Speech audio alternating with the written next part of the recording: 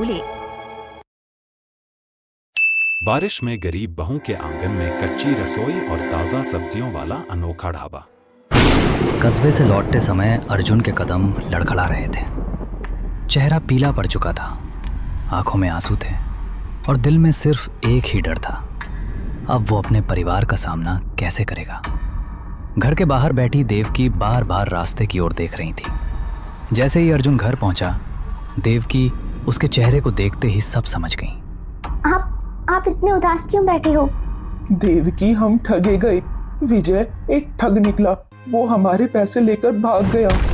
इतना सुनते ही देवकी के हाथ से पानी का लोटा छूटकर जमीन पर गिर पड़ा। पूरे घर में ऐसा सन्नाटा छा गया मानो किसी ने घर की सारी खुशियां छीन ली हों। देवकी ने टूटे हुए मन से अपनी खाली गुल्लक उठाई, उसे सीने से लगाया और फूट फूट कर रो पड़ी। जिस गुल्लक में 1 साल तक उम्मीदें जमा हुई थी, आज उसमें सिर्फ सन्नाटा बचा था। उस रात चारों ने बिना कुछ खाए चुपचाप पानी पीकर सोने की कोशिश की, लेकिन किसी की आंखों में नींद नहीं थी।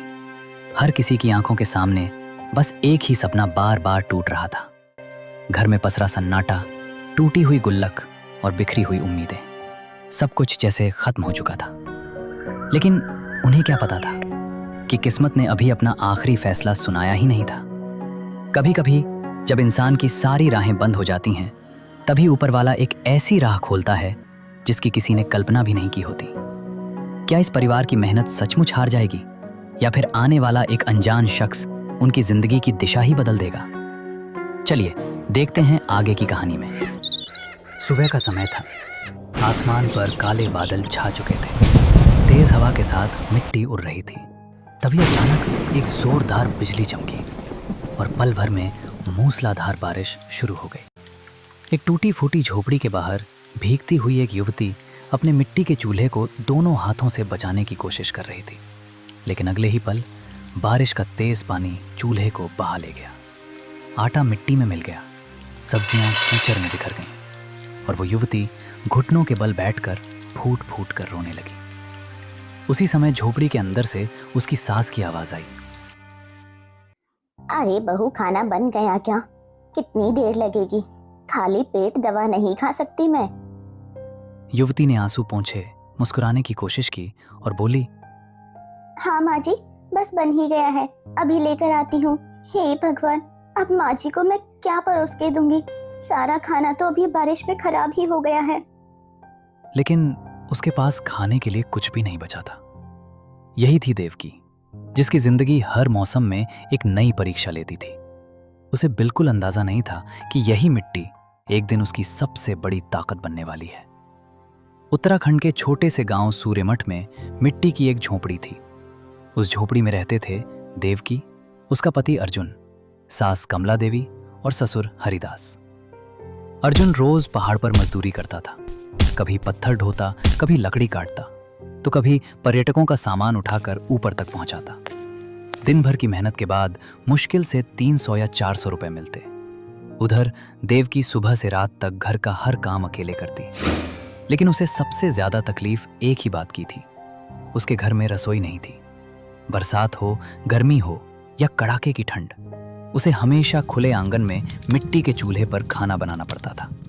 एक दिन देवकी चूल्हे पर रोटियां सेक रही थी। धूप इतनी तेज थी कि उसके माथे से पसीना लगातार टपक रहा था। अर्जुन पानी का लोटा लेकर आया। अरे बस भी करो देवकी, थोड़ा सा आराम कर लो। सुबह से देख रहा हूँ, इतनी तपती गर्मी में भी तुम काम में ही लगी हो।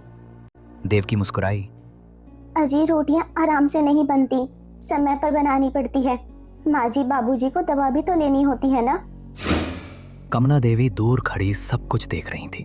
उनकी आंखें नम थीं, होंठ कांप रहे थे, मानो बीते हुए सालों का हर दर्द फिर से उनकी पलकों पर उतर आया हो। उन्होंने गहरी सांस ली और धीमे स्वर में बोली, हे भगवान, इतना दुख क्यों लिखा है हम गरीबों की किस्मत में? अगर देना ही है तो मेरी बहू को एक छोटी सी रसोई दे दे भगवान। उस रात घर में सन्नाटा पसरा हुआ था। चूल्हे की बुझती आंच और टिमटिमाता हुआ मिट्टी दिया ही उस अंधेरे घर की आखिरी उम्मीद थे। चारों लोग सूखी रोटी और नमक खाकर चुपचाप बैठे थे। किसी के पास कहने को शब्द नहीं थे, लेकिन सबकी आंखों में एक ही सवाल था, क्या कभी हमारी जिंदगी बदलेगी? अचानक देवकी ने चुप्पी तोड़ी। मैं सोच रही हूँ कि अगर हम थोड़े थोड़े पैसे बचाएं तो शायद अगले साल तक एक मिट्टी की छोटी सी रसोई तो हम सब बना सकते हैं।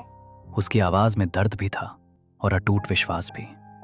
उसके शब्द सुनकर अर्जुन हल्का सा हंस पड़ा। वो हंसी खुशी की नहीं थी, बल्कि टूटे हुए मन में जन्म लेती उम्मीद की पहली किरण थी। अरे कैसी बात कर रही हो देवकी, तुम्हें तो हमारे घर की हालत का सब अच्छे से पता है ना। हमारे घर में पैसा रुकता कहाँ है। रुकता नहीं जी, लेकिन रोकना पड़ेगा। गर्मी सर्दी में तो जैसे तैसे मैं खाना बना लेती हूँ, लेकिन बारिश के मौसम में बाहर चूल्हे पर खाना बनाना बहुत मुश्किल हो जाता है। सारी मेहनत एकदम से खराब हो जाती है। हरिदास ने भी पहली बार मुस्कुराते हुए कहा। उनकी मुस्कान छोटी थी, लेकिन उसी मुस्कान ने पूरे घर का माहौल बदल दिया। हाँ अर्जुन, बहू बिल्कुल सही कह रही है। आज से मैं भी अपनी बीड़ी छोड़ देता हूँ। जो पैसे बचेंगे वो मैं अपनी बहू की रसोई में लगाऊंगा। सही कहा जी, अब से मैं भी कोई नई कपड़ा साड़ी कुछ नहीं खरीदूंगी। अरे जब आप लोग साथ दे रहे हैं तो मैं अपनी पत्नी का साथ क्यों नहीं दे सकता। मैं हर हफ्ते 100 रुपए अलग से रखूंगा। देवकी ने आगे बढ़कर चारों के हाथ एक साथ पकड़ लिए। उसकी आंखों में एक नई रोशनी चमक रही थी। उसने मन ही मन ठान लिया था, चाहे रास्ता कितना भी कठिन क्यों ना हो, अब हार नहीं माननी। समय धीरे धीरे बीतने लगा। सुबह की पहली किरण से लेकर रात के आखिरी पहर तक देवकी बिना रुके मेहनत करती। पुराने कपड़ों से थैले सिलती, उन्हें हाट में बेच आती। कभी पापड़ सुखाती, कभी बड़ी बनाती। धूप कितनी भी तेज हो या बदन कितना भी थका हो, उसके हाथ कभी नहीं रुके। जो भी थोड़ा बहुत पैसा मिलता वो बड़े जतन से मिट्टी की गुल्लक में डाल देती। हर सिक्का उसके लिए सिर्फ पैसा नहीं, बल्कि अपने सपनों की नींव था। गांव की औरतें उसका मजाक उड़ाती। अरे कमला बहन, ये क्या सुन रही हूँ मैं? 2-2 रुपए जोड़कर क्या तुम लोग महल बना लोगी? महल नहीं काकी, अपना सपना बनाऊंगी मैं। लेकिन देवकी सिर्फ मुस्कुरा देती, क्योंकि उसे पता था दुनिया हमेशा कोशिश करने वालों पर हंसती है और एक दिन उसी मेहनत की कहानी सुनाती भी है। एक शाम अर्जुन मजदूरी करके घर लौटा। उसके कपड़े धूल से भरे थे, चेहरा थकान से झुका हुआ था, पैरों की चमड़ी छिल चुकी थी और उनसे धीरे धीरे खून रिस रहा था। देवकी ने जैसे ही उसके घायल पैर देखे, उसका दिल कस कर भर आया। उसकी आंखें नम हो गईं। वो बिना एक पल गंवाए दौड़ कर गईं, तसले में गुनगुना पानी लाई और बेहद प्यार से अर्जुन के पैर धोने लगी। अरे देवकी, इतनी सेवा मत किया करो मेरी, मुझे अच्छा नहीं लगता। कैसी बात कर रही हो जी? जिस इंसान के सहारे बैठकर मैं सपना देख रही हूँ, उसका ख्याल रखना तो मेरा फर्ज है ना। अरे क्या कर रही हो देवकी, रहने दो। इतनी सेवा मत किया करो मेरी। तुम जब मेरे मैले पैरों को इस तरह छूती हो ना, तो मुझे सचमुच अच्छा नहीं लगता। मैं एक मजदूर हूँ देवकी, इस जन्म में बस यही लिखा है मेरी किस्मत में। अजी, भले ही आप खुद को मजदूर कहें, पर मेरे लिए तो आप मेरी दुनिया है। जिस इंसान के सहारे मैं अपनी आंखों में सुनहरे सपने देख रही हूँ, उसके इस दर्द को बांटना और उसका ख्याल रखना मेरा फर्ज है। हर घाव को साफ करते हुए ऐसा लग रहा था जैसे वो उसके पैरों की नहीं, उसकी सारी तकलीफों की मरहम पट्टी कर रही हो। जब तक आपका ये साथ है, मुझे किसी बात का डर नहीं। अर्जुन चुपचाप उसे देखता रहा। पहली बार जिंदगी के इस अंधेरे मोड़ पर उसे एहसास हुआ कि देवकी सिर्फ उसकी पत्नी नहीं, बल्कि उसके हर संघर्ष की सबसे मजबूत दीवार, उसका सबसे बड़ा सहारा और उसकी हिम्मत की असली वजह है। उस क्षण दोनों की आंखें बहुत कुछ कह रही थीं, बिना एक भी शब्द बोले। लगभग 1 साल बीत गया। उस दिन देवकी ने कांपते हाथों से मिट्टी की गुल्लक उठाई, एक गहरी सांस ली और उसे जमीन पर तोड़ दिया। गुल्लक टूटते ही नोट और सिक्के पूरे आंगन में बिखर गए। चारों जमीन पर बैठ गए। हर सिक्का गिनते समय उनके दिल की धड़कन तेज होती जा रही थी। माँ जी, बाबूजी, अब हमारी रसोई बनेगी। हमारी रसोई बनने से अब कोई भी नहीं रोक सकता। 1, 2, 5, 10, 20, 50 और ये पूरे 100। 500, 1000, 11,000। गिनते जाओ बच्चों, अभी तो और भी रुपए बाकी हैं। 20,000, 25,000 और ये आखिरी नोट पूरे 28,000 रुपए हैं। आखिरकार पूरे 28,000 रुपए निकले। एक एक पाई जोड़कर तैयार हुई इस छोटी सी पूंजी ने उनके लिए किसी खजाने से कम खुशी नहीं दी। देवकी की आंखों से खुशी के आंसू बह निकले। उसने अपनी साड़ी के पल्लू से आंसू पोंछे और आसमान की ओर देखकर मन ही मन भगवान का धन्यवाद किया। उसे पूरा विश्वास था अब उनका सपना सच होने से कोई नहीं रोक सकता। हाँ मेरी बच्ची, तू इस घर की लक्ष्मी है। देवकी, तेरी इस तपस्या को भगवान ने देख लिया। हाँ देवकी, तुमने आज साबित कर दिया कि हौसला हो तो मिट्टी की गुल्लक से भी एक अच्छी रसोई तैयार कर सकते हैं हम। अगली सुबह अर्जुन पास के कस्बे में राजमिस्त्री ढूंढने निकल पड़ा। वहीं उसकी मुलाकात एक आदमी से हुई। साफ सुथरे कपड़े, चेहरे पर बनावटी मुस्कान, मीठी बातें और जेब में नकली पहचान पत्र। उसने अपना नाम बताया, विजय चौहान। अरे भैया, क्या काम है मुझे बताओ। मेरा नाम है विजय। अरे भाई, मुझे अपने घर के लिए एक मिट्टी की कच्ची रसोई तैयार करवानी थी। मैं एक राजमिस्त्री ढूंढ रहा हूँ। अरे भाई, तो तुम बिल्कुल सही जगह पर आए हो। मैं मिस्त्री पने का ही काम करता हूँ। बताओ क्या काम करवाना है। उसकी बातों में इतना भरोसा था कि अर्जुन बिना किसी शक के उसे अपने घर ले आया। विजय ने पूरे घर का मुआयना किया, जमीन नापी, रस्सी बांधी और बड़ी आत्मविश्वास भरी आवाज में बोला, देख भाई, तुम्हारी रसोई का काम बहुत जल्दी शुरू करना होगा क्योंकि बरसात आने वाली है। बरसात आने से पहले मुझे यह रसोई तैयार ही करनी होगी। इसके लिए मुझे अगले 2-3 दिन में ही काम शुरू करना होगा। उसकी बात सुनकर पूरे परिवार की आंखों में सपनों की चमक लौट आई। भगवान आपका भला करे। लेकिन कभी कभी सबसे मीठी बातें ही सबसे बड़ा धोखा बन जाती हैं। विजय मुस्कुराता हुआ पूरे पैसे लेकर चला गया। उसे क्या पता था, जिस आदमी पर उसने आंख बंद करके भरोसा किया था वो कोई राजमिस्त्री नहीं बल्कि मासूम लोगों के सपने लूटने वाला एक शातिर ठग था। 3 दिन बीत गए, फिर 5, फिर 7। हर सुबह देव की दरवाजे की ओर उम्मीद से देखती और हर शाम उसकी आंखों की चमक थोड़ी और फीकी पड़ जाती। लेकिन विजय वापस नहीं आया। आखिरकार अर्जुन उसे ढूंढने कस्बे पहुंचा। अरे बेटा, किसे ढूंढ रहे हो? विजय चौहान राजमिस्त्री, हमारी रसोई बनाने वाला था। राजमिस्त्री विजय चौहान? बेटा, इस नाम का तो यहाँ पर कोई भी राजमिस्त्री नहीं है। पिछले महीने यहाँ 2 आदमी आए थे जरूर, लेकिन वो ठग निकले। बहुत सारे आदमियों को पैसे लेकर वो भाग गया। वहां जो सच उसके सामने आया, उसे सुनते ही उसके पैरों तले जमीन खिसक गई। जिस इंसान पर उसने अपनी सालों की मेहनत और पूरे परिवार के सपनों का भरोसा किया था, वो तो कई लोगों को इसी तरह ठग कर गायब हो चुका था। अरे क्या हुआ जी? आप इतने उदास क्यों बैठे हो? और हमारी रसोई कब शुरू होगी बननी? देवकी, हम ठगे गए। विजय एक ठग निकला। वो हमारे पैसे लेकर भाग गया। हे भगवान, हमारी साल भर की मेहनत ऐसे ही कोई उड़ा के ले गया। कोई बात नहीं माँ जी, पैसे गए हैं लेकिन हमारा हौसला नहीं। देखा तुम दोनों ने? देवकी, तुम यहाँ खुले रसोई में खाना बना रही हो ना, वही बहुत है तुम्हारे लिए। औकात से बड़े सपने देखने का यही अंजाम होता है। हाँ बहन, सही कहा तुमने। अपनी औकात में ही रहे ना तो ही अच्छा है इन लोगों के लिए। तो आज पहली बार मन कर रहा है कि इन लोगों को एक अच्छा सा जवाब दे दूं। अजी नहीं, हमें इनको बातों से जवाब नहीं बल्कि अपने काम से जवाब देना है। आसमान पर काले बादल छा चुके थे। तेज हवा के साथ मिट्टी उड़ रही थी। तभी अचानक एक जोरदार बिजली चमकी और पल भर में मूसलाधार बारिश शुरू हो गई। देवकी, रो मत। अर्जुन जी, मैं अपने सपने के लिए नहीं रो रही। मुझे दुख इस बात का है कि अब मैं माँ जी बाबूजी को क्या खाना दूंगी। उनको फिर से भूखा सोना पड़ेगा। बहू, अगर ईंट की रसोई नहीं बन सकती तो हमें कोई दूसरा रास्ता सोच लेना चाहिए। रास्ता मिल गया। सुबह का समय था। अरे देवकी, तुम इतनी सुबह सुबह कहाँ जा रही हो? रसोई बनाने। कैसी बात कर रही हो देवकी? बिना पैसे के रसोई हम कहाँ से बना सकते हैं? अजी, पैसे नहीं है तो क्या हुआ? जंगल में बहुत सारा मुफ्त सामान दिया है और हमारी मेहनत भी तो मुफ्त की है ना, हम उसी से ही बना लेंगे। अरे बहू, क्या सच में इन सब से एक हमारी अच्छी सी रसोई बनकर तैयार हो जाएगी?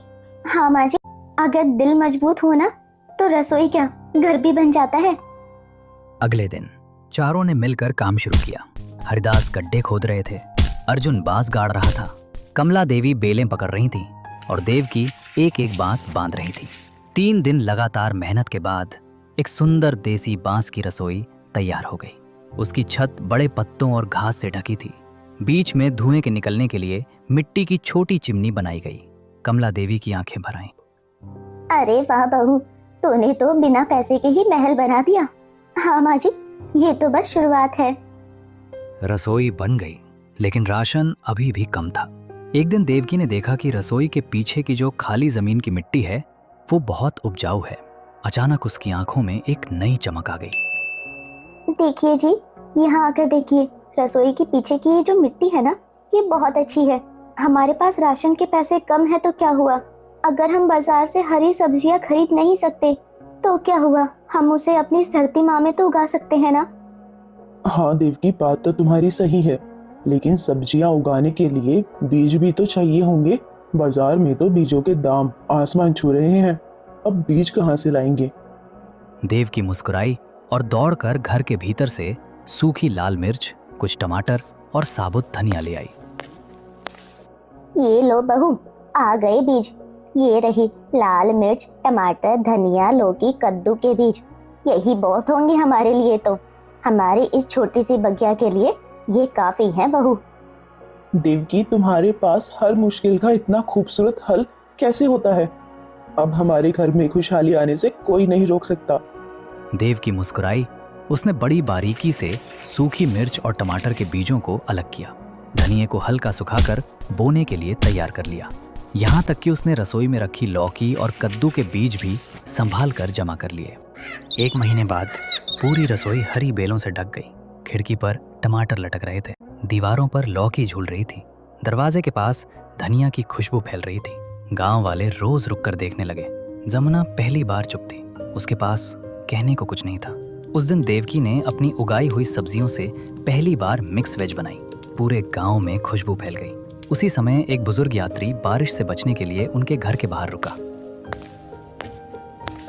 उसने खुशबू महसूस की और बोला, बेटी, अगर थोड़ा खाना मिल जाएगा तो मैं पैसे दे दूंगा, बहुत भूख लग रही है। यात्री ने खाना खत्म किया और मुस्कुराते हुए देवकी की तरफ देखा। अरे वाह बेटी, इतना बढ़िया स्वाद तो मैंने बरसों बाद चखा है। अगर तुम चाहो ना तो तुम्हारे छोटे से घर में एक बड़ा काम शुरू कर सकती हो। देवकी ने विनम्रता से कहा। लेकिन काका, ये तो बस घर का साधारण खाना ही तो है। साधारण नहीं बेटा, ईमानदारी से उगाई हुई सब्जियों का स्वाद ही अलग होता है। लोग आज भी ऐसे खाने के लिए तरसते हैं। उन्होंने जेब से 200 रुपए निकाले। देवकी चौंक गई। लेकिन काका, खाने के तो सिर्फ 60 रुपए ही थे। बाकी पैसे तुम्हारी मेहनत के हैं बेटी।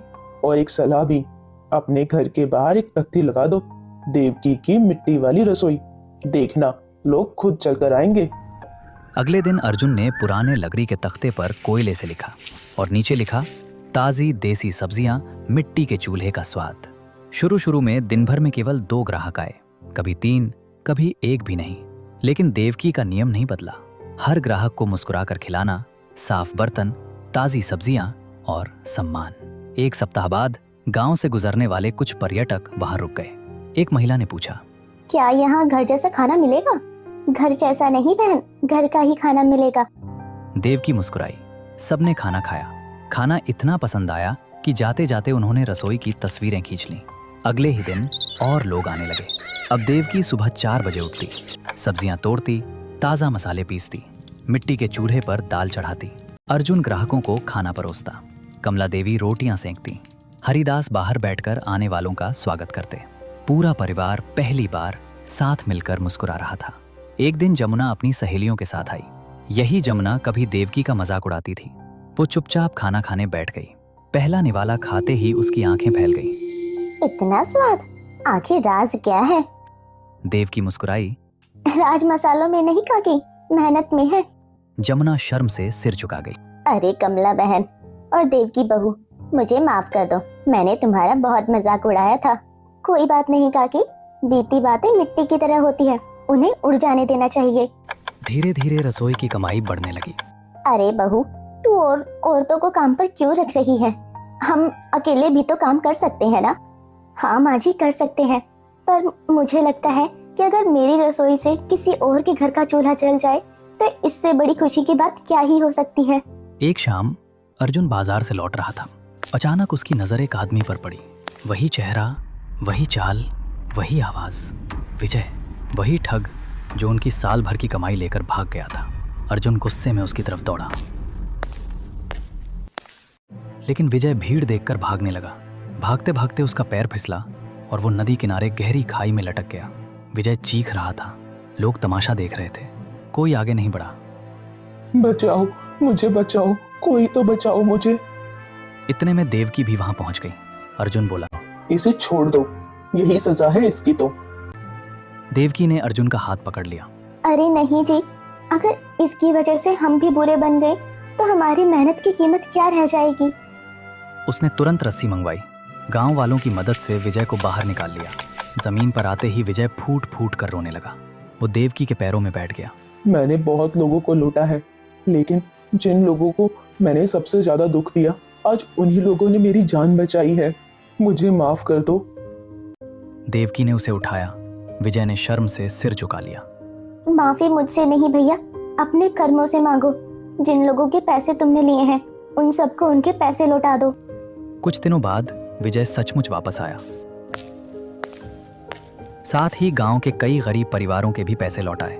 हरिदास ने कहा, बहू, भगवान के घर देर है लेकिन अंधेर नहीं।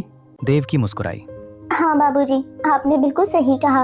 अगर उस दिन हमारे पैसे चोरी नहीं होते तो शायद यह रसोई भी हम नहीं बना पाते। बरसात का वही मौसम था, लेकिन इस बार दृश्य बदल चुका था। जहां कभी टूटा हुआ मिट्टी का चूल्हा था, आज वहां सुंदर मिट्टी की रसोई थी। चारों ओर हरी सब्जियां लहरा रही थीं। ग्राहक खाना खा रहे थे। गांव की महिलाएं काम कर रही थीं। कमला देवी ने रसोई के दरवाजे पर खड़े होकर कहा, बहू, यह रसोई सिर्फ रसोई नहीं, हमारे परिवार की किस्मत है। देवकी ने मिट्टी की दीवार को प्यार से छुआ। हाँ माँ जी, आपने बिल्कुल सही कहा।